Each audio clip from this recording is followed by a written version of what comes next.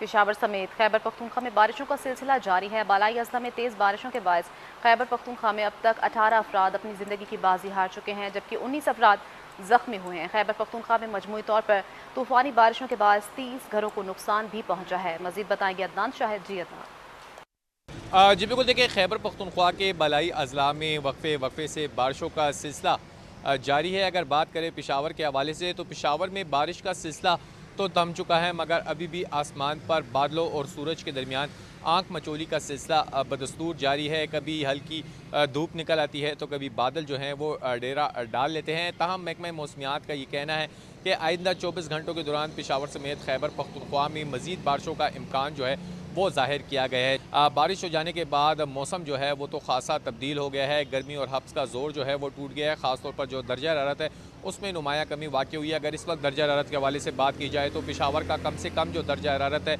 वो 24 सेंटीग्रेड, जबकि ज़्यादा से ज़्यादा जो है वो 35 डिग्री सेंटीग्रेड रिकॉर्ड किया गया है। इस तरह हवा में जो नमी का तनासब है वो 65%, जबकि 5 किलोमीटर फ़ी घंटे की रफ्तार से हवाएं चल रही हैं, जिसके बायस भी मौसम जो है वो इंतहाई खुशगवार हो चुका है। इस तरह हालिया बारिशों के नतीजे में खैबर पख्तूनख्वा में मुख्तलिफ मकामात पर जो हैं मुख्तलिफ हादसा जो हैं वो भी रोनुमा हुए हैं। अब तक PDMA की रिपोर्ट के मुताबिक अब तक 18 अफराद जो हैं वो हालिया बारिशों के नतीजे में अपनी जान की बाजी हार गए हैं, जबकि 19 अफराद जो हैं वो इसमें ज़ख्मी हुए हैं। दूसरी जानिब हालिया बारिशों के नतीजे में 30 घरों को जो है वो नुकसान पहुंचा है, जिनमें 23 घर जो है वो मुकम्मल तौर पर जिज़वी तौर पर जो है उनको नुकसान पहुंचा है।